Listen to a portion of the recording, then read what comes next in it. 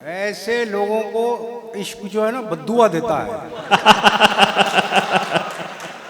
जामा मस्जिद दिल्ली की सीढ़ियों पे बहुत बैठता था। शाम शाम के वक्त में जब तक पुरानी दिल्ली में रहता था तो मेरी शाम पुरानी दिल्ली मतलब जामा मस्जिद की सीढ़ियों पे गुजरती थी।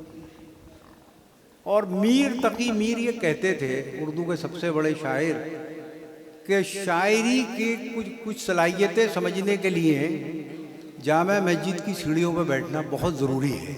वाह। तो मैं बैठा रहता था वहाँ। एक फ़कीर वहाँ आता था कभी कभी, एक मांगने वाला। तो वो मांगता था किसी से भी पकड़ के, लाओ कुछ पैसे दो, लाओ भाई कुछ पैसे दो। तो कुछ लोग उसे दे दिया करते थे। जो दे दिया करते थे वो उन्हें कोई कुछ नहीं कहता था उनसे। लेकिन जो लोग पैसे नहीं देते थे उसे, उसके मांगने पर भी, तो वो उसे उन लोगों को घूरता था और फिर एक लफ्ज़ निकलता था उसके मुंह से, बद्दुआ। पुरजोर माहौल ने क्या कहने क्या कहने क्या कहने।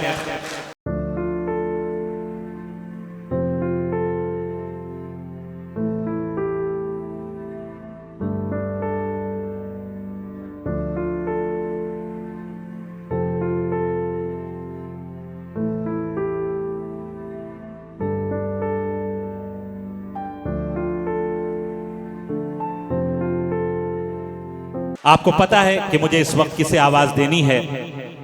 हमको शीशे के बनाने हैं अभी घर कितने। मेरे वतन रायबरेली के शायर कमर रायबरेलवी के ये मिसरे। हमको शीशे के बनाने हैं अभी घर कितने, जाने अहबाब के हाथों में है पत्थर कितने। हमको शीशे के बनाने हैं अभी घर कितने, जाने अहबाब के हाथों में है पत्थर कितने। मैं तो शायर हूं, मेरी बात कहां मानोगे, तुमने झुटला दिए दुनिया में पैगंबर कितने। मैं इस वक्त हमारी वो तहजीब गजल की जो मीर और गालिब से होती हुई हसरत और जिगर तक और फिर वहां से फराज और खुमार तक चली आई है, उस क्लासिकी गजल की तहजीब की अंगूठी का एक गौहरे नायाब वो शायर जो हमारी उर्दू दुनिया में दबिस्तान दिल्ली का एक मोतबर नुमाइंदा और हमारे मुशायरों का वकार तस्वुर किया जाता है। आप सब सिर्फ उसे सुनने के लिए यहाँ पर मौजूद हैं, तो मैं बहुत ज्यादा कहूँ इसकी जरूरत नहीं। मैं सिर्फ उनका नाम लूं और तालियों का एक शोर बुलंद हो जिस तरह ऐसी शख्सियत के लिए बुलंद होना चाहिए। मैं जनाबे इकबाल अशहर से गुजारिश कर रहा हूँ कि एक बार उनका पुरजोर इस्तकबाल फरमाएं। हमारे गजल की आबरू, हमारे मुशायरे का वकार, जनाबे इकबाल अशहर। मुअज़्ज़िज़ हाज़रीन, के मुशायरों का जो डिजिटल दौर है जिसकी शुरुआत दुबई से हुई थी 2012 में, तकरीबन 10 मुशायरे दुबई के पढ़ चुका हूँ। लेकिन मेरी मालूमात में अभी तक ऐसा कोई मुशायरा दुबई में नहीं हुआ है जो टिकट से हुआ हो। टिकट से मुशायरा करना बहुत बड़ा ख़तरा है और बहुत बड़ी आजमाइश है। लेकिन अगर ये आजमाइश कामयाब हो जाए, ऑर्गेनाइज़र इस आजमाइश पर खरा उतरे और जो लोग आ जाएं, तो उनके बारे में कसम खा के ये कहा जा सकता है कि ये हैं उर्दू के सच्चे परस्तार। आहा आहा आहा, क्या कहने मोहतरम, वाह वाह वाह वाह। तो एक मुरासला पढ़ रहा था मैं, राष्ट्रीय सहारा जो दिल्ली से नोएडा से शाया होता है।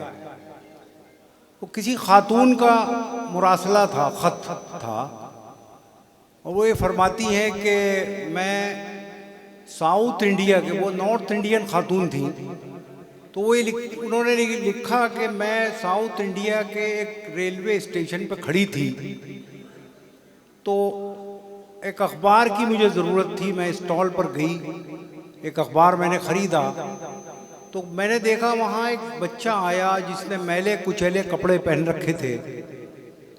उसने भी एक अखबार ख़रीदा। तो मुझे कुछ तजस्सुस पैदा हुआ कि ये बच्चा जो मैले कुचैले कपड़े पहना हुआ है ये अखबार क्यों खरीद रहा है। तो मैंने उससे पूछा, वो टूटी फूटी हिंदी बोल रहा था। तो मैंने कहा बेटा तुम क्या पढ़े लिखे हो। तो उसने कहा नहीं। तो फिर मैंने पूछा तुमने ये अखबार क्यों खरीदा। तो बच्चे ने कहा कि मैं मूंगफली बेचता हूँ और इस अखबार से पुड़ियाँ बनाता हूँ उसकी मूंगफली की। तो मैंने कहा कि ये काम तो तुम रद्दी खरीद कर भी कर सकते थे। बच्चे ने कहा मैं पढ़ा लिखा नहीं तो क्या हुआ, 5 रुपए का अखबार खरीद कर अपनी मादरी जबान की मदद तो कर सकता हूँ। हाय हाय हाय क्या क्या तो ये वो जज्बा है। बहरहाल उर्दू नेपाल को मुबारकबाद, सखर महमूद को मुबारकबाद। इकबाल जिसे कहा जाता है कि मुसलमानों का शायर था, एक कम्युनिटी का शायर था। मुझसे आलोक श्रीवास्तव एक सवाल कर रहे थे एक इंटरव्यू के दौरान। उन्होंने कहा जाता है कि उर्दू मुसलमानों की ज़बान है। मैंने कहा इकबाल को मुसलमानों का या एक कम्युनिटी का शायर कहा जाता है। उसके सबसे बड़े रिसर्च स्कॉलर का नाम है जगन्नाथ आज़ाद। क्या और उर्दू की सबसे बड़ी ग्लोबल पर्सनैलिटी जिसे तस्लीम किया गया उनका नाम था प्रोफेसर गोपीचंद नारंग। क्या उर्दू का सबसे बड़ा अफसाना निगार जो है उनका नाम मुंशी प्रेमचंद। तो ये कहाँ से मुसलमानों की ज़बान है। ये कहना चाहिए कि हम सब की ज़बान है। और अब तो इसे यूएनओ ने भी तस्लीम कर लिया है। यूएनओ ने इसे तस्लीम कर लिया है। कोई अगर वहाँ जाके उर्दू में तकरीर करता है तो वो कर सकता है। ये एजाज़ उर्दू को हासिल हुआ है। एक ताज़ा गज़ल के कुछ शेर हैं।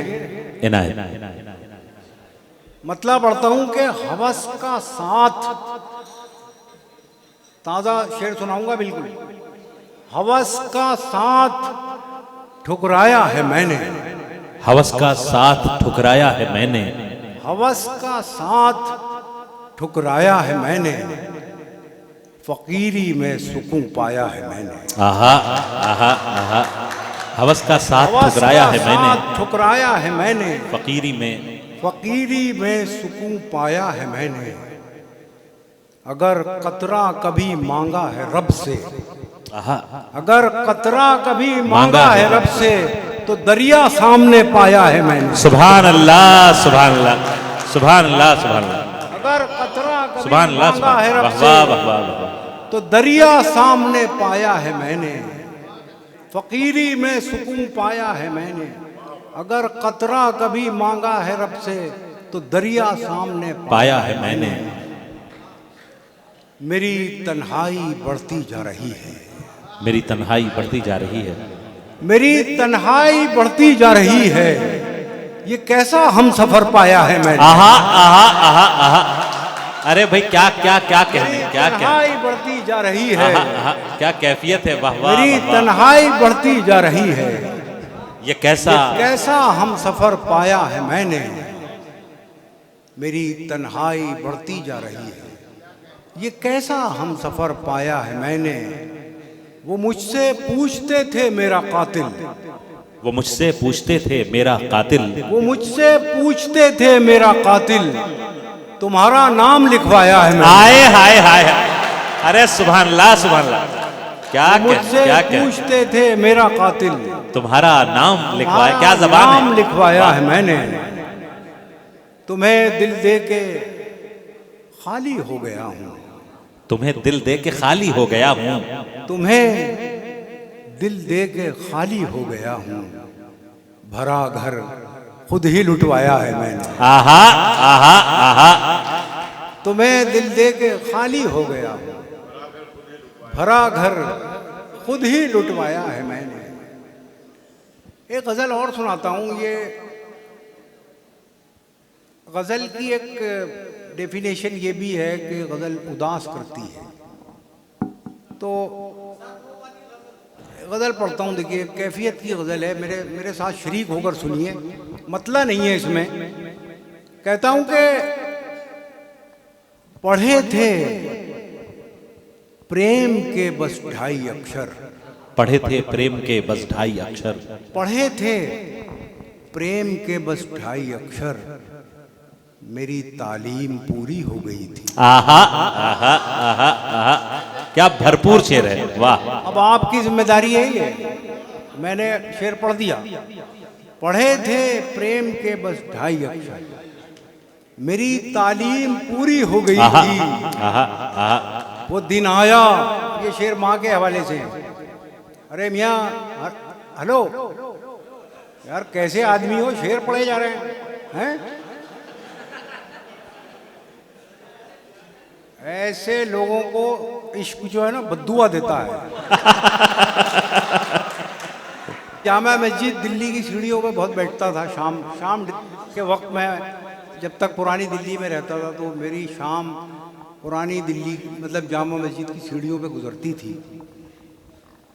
और मीर तकी मीर ये कहते थे, उर्दू के सबसे बड़े शायर, कि शायरी की कुछ सलाहियतें समझने के लिए जामा मस्जिद की सीढ़ियों पे बैठना बहुत ज़रूरी है। वाह। तो मैं बैठा रहता था वहाँ। एक फ़कीर वहाँ आता था कभी कभी, एक मांगने वाला। तो वो मांगता था किसी से भी पकड़ के, लाओ कुछ पैसे दो, लाओ भाई कुछ पैसे दो। तो कुछ लोग उसे दे दिया करते थे। जो दे दिया करते थे वो उन्हें कोई कुछ नहीं कहता था उनसे। लेकिन जो लोग पैसे नहीं देते थे उसे, उसके मांगने पर भी, तो वो उसे, उन लोगों को घूरता था और फिर एक लफ्ज़ निकलता था उसके मुंह से, बद्दुआ। तो अब अगर कोई बोला पुरजोर माहौल ने क्या कहने क्या कहने क्या कहने। बहरहाल, वाह। पढ़े थे प्रेम के बस 2.5 अक्षर, मेरी तालीम पूरी हो गई थी।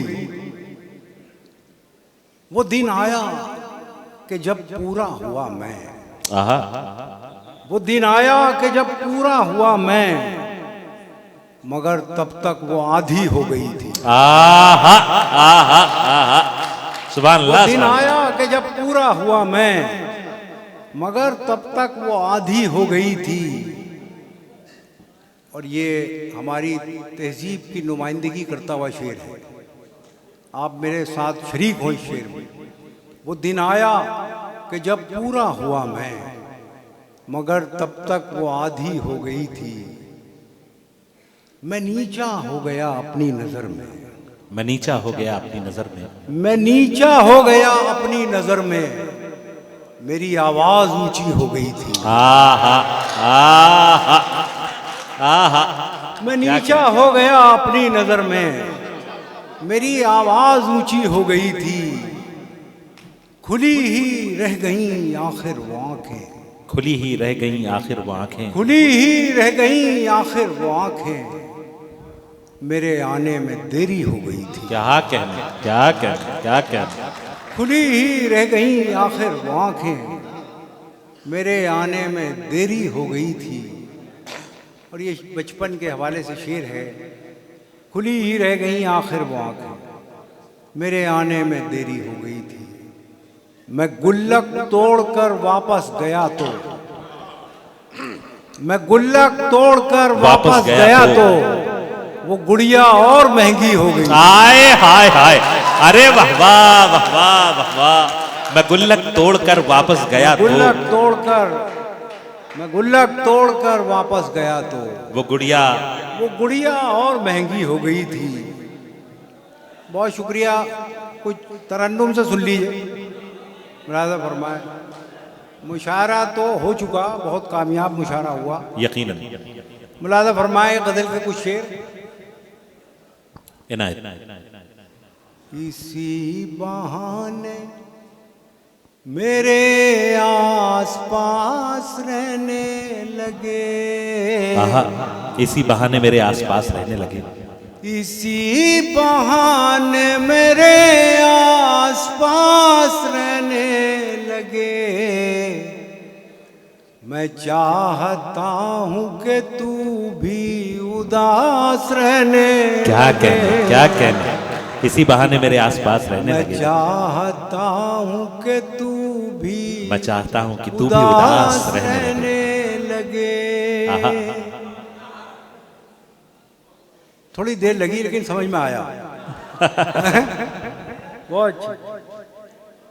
देखिए, जो लोग इश्क करना चाहते हैं या इश्क कर बैठते हैं, वो ऐसे लोग नहीं होते जो यहाँ हंस रहे हैं खड़े हुए, वहाँ हंस रहे हैं खड़े हुए। उदास लोग होते हैं। उदास लोगों के लिए बना है इश्क। मैं चाहता हूं कि तू भी उदास रहने लगे,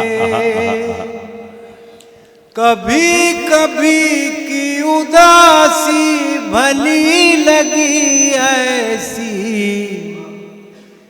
कि हम दीवाने मुसलसल उदास रहने। क्या कहने, कभी कभी की उदासी भली लगी। देखिए, काफिया एक ही है मेरे पास, यही काफिया बार बार दोहराऊंगा और हर बार एक नया मंजर बनेगा। मजा लीजिए। हाँ हाँ यार देखो, एक बात याद रखो, मुशायरे में कभी नहारी खा के ना आया करो। मैं अपना ही तजुर्बा बता रहा हूँ सिर्फ, कि हम दीवाने मुसलसल उदास रहने लगे। और यूं समझ लीजिए, मैं नेपाल आया तो सिर्फ ये शेर सुनाने आया था। ये शेर मुझे इतना अजीज है। अजीम लोग थे टूटे तो एक वकार के साथ। अजीम लोग थे, अजीम लोग थे टूटे तो एक वकार के साथ। किसी से कुछ न कहा, बस उदास रहने लगे। आहा आहा आहा, भाई सुभान अल्लाह, सुभान अल्लाह, सुभान अल्लाह, सुभान अल्लाह, सुभान अल्लाह, सुभान अल्लाह। सर क्या कहने, वाह वाह वाह वाह। टूटे तो एक वकार, अजीम लोग थे टूटे तो एक वकार के साथ। किसी से कुछ न कहा, बस उदास रहने लगे। सुभान अल्लाह, सुभान अल्लाह। तबस्सुम एक लफ्ज़ है, जानते हैं ना, मुस्कुराहट, तबस्सुम। तुझे हमारा तबस्सुम उदास करता था, तुझे हमारा तबस्सुम उदास करता था। तेरी खुशी के लिए हम उदास रहे। क्या कहने, क्या कहने, वाह वाह वाह वाह। तेरी खुशी के लिए जिंदाबाद जिंदाबाद। सर क्या क्या शेर हो रहे हैं, वाह वाह। उदास रहने लगे, शायरी हो रही है, वाह वाह। उदासी एक इबादत है इश्क मजहब की। आहा, उदासी एक इबादत है इश्क मजहब की। उदासी एक इबादत है इश्क मजहब की। वो कामयाब हुए जो उदास रहने लगे। क्या कहने, क्या कहने, क्या कहने। बहुत शुक्रिया। उदासी एक इबादत है। आपने बड़ी संजीदगी से गज़ल समाप्त की, बहुत शुक्रगुजार हूँ आपका। आखिर में मैं अजीब-ओ-गरीब काम करने जा रहा हूँ कि एक नज़्म पर मैं अपना कलाम ख़त्म करूँगा। ये हम शायरों की तरफ से नेपाल के लिए एक पैगाम होगा। वाह। मैं अमेरिका गया था 2011 में पहली बार, तो वो मुझे घुमाने ले गए। एक दिन मुशायरा नहीं था वो, तो उन्होंने मुझे सबसे पहले वृद्धाश्रम दिखाया। आए तो वहाँ मैंने देखा कुछ बुजुर्ग लोग बैठे थे। ये मंजर अजीब था मेरे लिए और ये मेरे सब कॉन्शियस में फीड हो गया और वो नज़्म धीरे धीरे मेरे अंदर पलने लगी और मैं कह पाया। तो ये यकीन मानिए कि हम सब शायरों की तरफ से नेपाल के लिए एक तोहफा है मेरी तरफ से ये नज़्म। इरशाद फरमाएं, इरशाद आली। आप दाद दें न दें लेकिन बातचीत न करें और खामोशी से ये नज़्म सुन लें तो सुने हजरात, नज़्म सुने। बहुत बड़ी कामयाबी होगी मेरी अगर आपने। इरशाद आली, इरशाद आली। ये एक बाप का खत है जो वो वृद्ध आश्रम से, एक मिसरा सुनिए हजरत। ओल्ड एज होम से एक बाप अपने बेटे को खत लिख रहा है। तुम मेरी फिक्र न करना हरगिज, मैं बहुत खुश हूँ यहाँ। बात करने के लिए पंछी हैं, दर्द कहने के लिए दीवारें हैं, दर्द लिखने के लिए आंसू हैं, खुद कलामी के लिए तन्हाई, पहरेदारी के लिए साया है। तुम मेरी फिक्र न करना हरगिज, मैं बहुत खुश हूँ यहाँ। बात करने के लिए पंछी हैं, दर्द कहने के लिए दीवारें, दर्द लिखने के लिए आंसू हैं, खुद कलामी के लिए तन्हाई, पहरेदारी के लिए साया है। कोई दुख है तो बस इतना कि यहाँ, कोई दुख है तो बस इतना कि यहाँ, फूल खिलते हैं मगर हंसते नहीं। कोई दुख है तो बस इतना कि यहाँ, फूल खिलते हैं मगर हंसते नहीं। रात आहिस्ता गुजरती है बहुत, चांद गमगीन नजर आता है, और सूरज के निकलने पर भी सुबह धुंधली सी नजर आती है। वाह वाह वाह वाह वाह वाह। खैर, चांद, रात आहिस्ता गुजरती है बहुत, चांद गमगीन नजर आता है, और सूरज के निकलने पर भी सुबह धुंधली सी नजर आती है। खैर, ये रूह के आज़ार हैं सब, जिस्म को कोई भी आज़ार नहीं। मुतमईन है मेरे चारागर भी, वो भी कहते हैं मैं बीमार नहीं। तुम मेरी फिक्र न करना हरगिज। आखिरी बात भी है गौर तलब, आखिरी बात भी है गौर तलब। मेरे बेटे यहाँ आने के बाद जो भी महसूस किया था मैंने, मैं सलीके से उसे लिख ना सका। तुम ज्यादा पढ़े लिखे हो जरा,